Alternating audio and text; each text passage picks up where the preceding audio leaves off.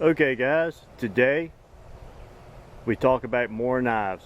Been having a lot of questions about them ever since we started this cutting tool series, and I thought it's about time we review them.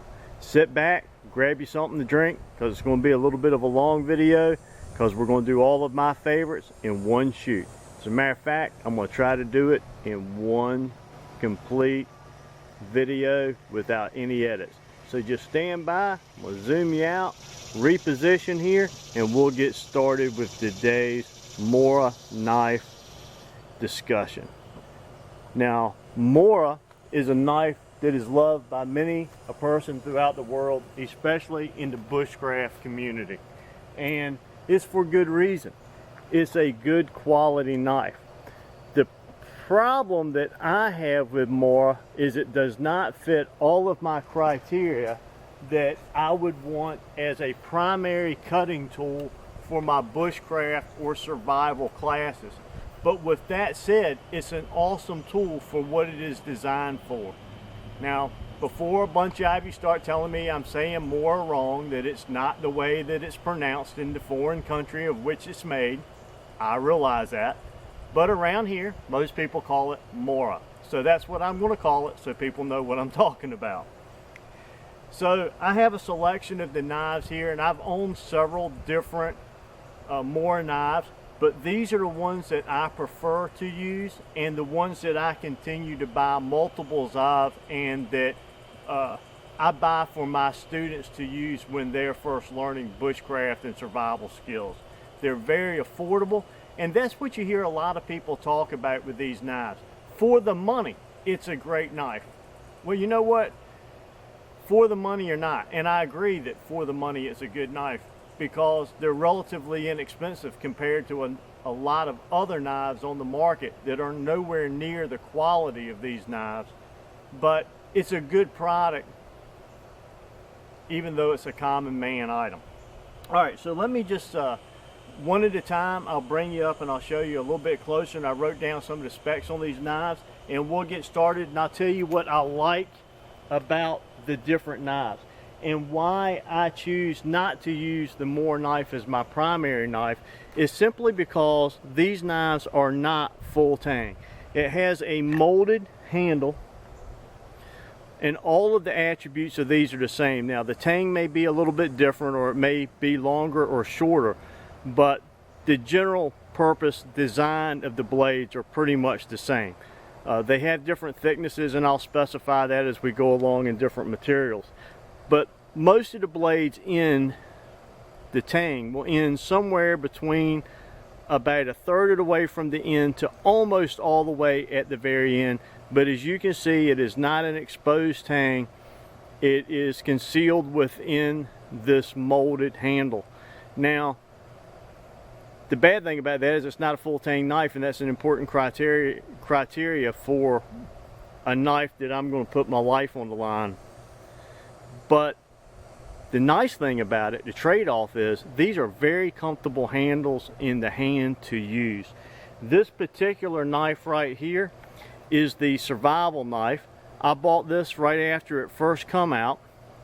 I paid at that time $68 for it. This particular knife is 9 1/4 inches overall with a blade length of 4 1/4, and it has a blade thickness of 3.2 millimeters.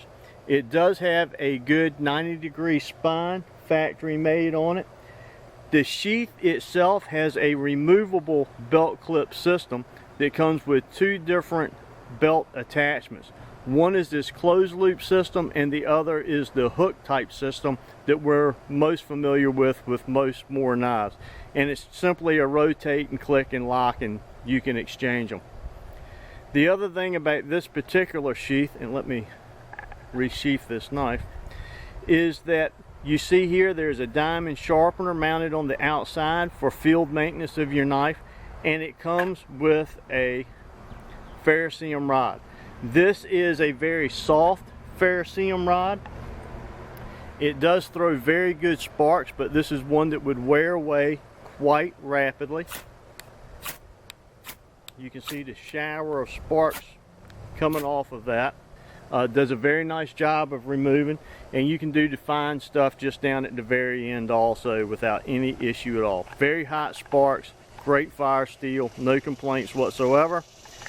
The knife sheath itself, even though it's one of the typical molded plastics, I think is a little bit higher quality.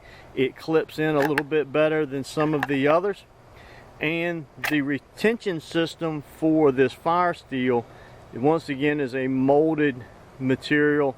Good flexibility, hasn't dried out, stiffened up at all. But if you see this little knob that's right down here on the end, the way that's manufactured, that actually locks into the fire steel and it kind of snaps in place, so you have good retention on that even without putting anything through the lanyard hole.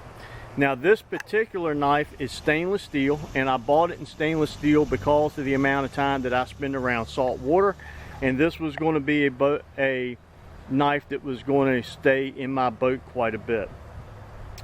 So let's move on from there. And I started this conversation from the most expensive down to the most affordable knives, just so that we could look at kind of the high end and down of what I use. There's a couple of knives out there that are outside the spectrum, but they're not the knives that I normally use.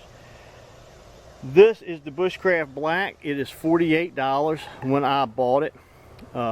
There's lots of reviews on this knife. You can check them out. Good 90-degree spine. The handle is very similar, if not the same, as the survival knife. Comes with just your typical sheath, and there's that belt hook system that also has the button and a way of attaching multiple sheaths together. It does have a little bit better retention system than some of the other knives, but nowhere near the retention of the survival knife.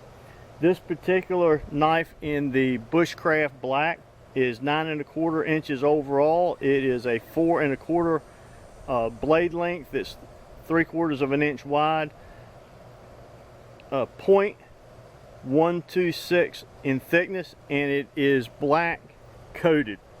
It looks almost like some type of a bluing. It is not painted, but it looks very much like bluing. The nice thing about this particular knife is I interchange my saltwater knife option with the Bushcraft Black in the survival knife case, and that's the way it rides now most of the time, because this has become a knife that stays in my truck kit most of the time nowadays. So it's nice. This one goes in back into the boat, and this one fits very nice, and it has that same tight retention, so the knife handles must be molded very similar. Okay, next on the list is a knife that, well, to tell you the truth, when it first came out I thought it was kind of a gimmick knife. This is a collaboration between Light My Fire and Mora, and this is called the Swedish fire knife. I have this one in orange. They have multiple colors of this now. I bought my wife a pink one. That's kind of cool. And I paid $40 for this one. The overall length is 8.5. The blade length is 3.9. It's in a Scandinavian. It's in a 12C27 stainless steel. Blade thickness is pretty thin. Let me get this out of here. And you can see I have this on a little lanyard. Most of the time I wear this as a neck knife when I'm working around camp. And I said that yes, it is a Scandinavian grind, but look at this profile here on the end of this blade. I have not seen that before. I didn't like it. I thought it thinned the blade out too much. And the fire steel that's in the end is in the handle. You give a little twist, about 1/8 of a turn, and that fire steel comes out of there. And let's just get a quick measurement on that fire steel. It's about the size of a Light My Fire Scout. It is 1.5 inches in length. Get where you can see that. About 1.5 inches in length, just a tad bit over. Like I said, didn't really care for the knife that much, but the school decided that this is what we were going to start issuing some of the students, And once I started working with this knife, because of that thin blade profile, and it strikes this ferrocerium rod so well, and I don't know how many strikes I have taken off of this ferro rod, but a many a one, and the wear on it is it's minimal. It is a little bit harder steel than the one that's in the survival knife, but it works just fine. Like I said, a much thinner blade. It does have that nice 90-degree spine designed for striking that fire steel. And I will tell you, for an around the camp knife and practicing with knife skills, because it's so small, it really fits well in the hand. Having the ability to have the students to be able to scrape with the backside and use it as their fire starter, and as a backup knife of having your fire steel integrated right into the knife, I really like it. This kind of strange profile they have down here on the end of the blade, it thins that end out so that when you're sitting in there doing some of that carving, when you're reaching down and when you're doing some of those notches where you practice with the tri-stick, it really comes in handy. And the blade strength and the edge retention with this 12C27 has done very well. So all in all, I have been impressed with this knife. I did process some game with it also just to see how it would do, and it was a fine knife for small game. So I had to kind of eat my words on that one, and now it's become one of my favorite knives. Next, we have another Mora here. This is one that a lot of people have really come to enjoy. It only runs around 20 bucks. You can find it even cheaper. This is the Mora Companion F Heavy Duty. And it's heavy duty because it has a little bit thicker spine on it. And if you look at the x-rays on the internet of some of these knives, you can tell that the tang comes much further back up into the grip. A little bit more beefy grip than what we're used to on some of our other knives, but seems to be the standard now with Mora to start doing some of these thicker blades. Some of the specs on this one is I'm trying to stay in the camera frame here, guys, I'm sorry. Overall length of 9 inches, blade length is 4 inches, 3/4 of an inch wide. It is in a high carbon steel. Blade thickness is 0.126, which is about 1/8 of an inch. Some of the advantages in the thickness of this blade and the size of the handle that makes it so easy to work with is very nice. The Scandinavian grind, even though the blade is thicker than some of the other Mora knives, such as the clipper, the Scandinavian grind, the taper is done very well, and it does still retain all of its carving attributes. The point is a little bit more substantial on it. Of course, I haven't had any issues with the clipper whatsoever, but you know, when it comes to blades on a knife, yeah, fine line between very thin being very easy to carve with and too thick, or thicker and being heavy duty. You know, what do you want to do with it? This retains a nice compromise between the two. It's not too thick, you still get some good carving attributes out of it, but it's thick enough that you feel like you got a little bit more meat there to work with. So once again, this one here, the Mora Clipper 840, this one is in black and orange. It comes in multiple colors, as in most all of the Mora knives. And once again, this one stays on a lanyard most of the time and is worn either around the neck or on the side over the shoulder, just as a backup knife and something that I use as a secondary knife for around camp. It also lends itself very good to orchard and garden type work. This particular knife is one that has seen a lot of love here lately, so excuse the shape of my blade. I really need to do a little bit of work on this one, but this is just a workhorse of the Mora knives. They're very inexpensive, and this is the Mora Clipper 840. high carbon steel. You shouldn't have to pay over $15 for this knife. It's 8.5 inches overall with a blade length of 3 7/8. Now we're getting back into the thinner of the blades, and just like the previous knife that we saw, the clipper, you lose that 90-degree spine. The clipper is actually rounded over. So when you buy that knife, if you want to be able to scrape with the back of the blade, it's rounded so nice and polished off that you have to take it and sand or file that off. And that's exactly what I do with the knives that are in the students packs. But a couple of them I have left rounded, and they're the ones that I use around the house for craft type work and all. I don't really see a difference in the usability of the 90-degree spine and the rounded off. It doesn't bother my hand that it's at a 90-degree spine, so I think all of them are going to become the 90-degree spine here very, very shortly. The reason this knife is loved so much is just because of the fine, detailed work that you can do with this knife, and how easy and small you can get in there and do things from feather sticking to carving to craft type work, making fine cuts and adjustments. I mean, you can get stuff so small that you can't hardly see it.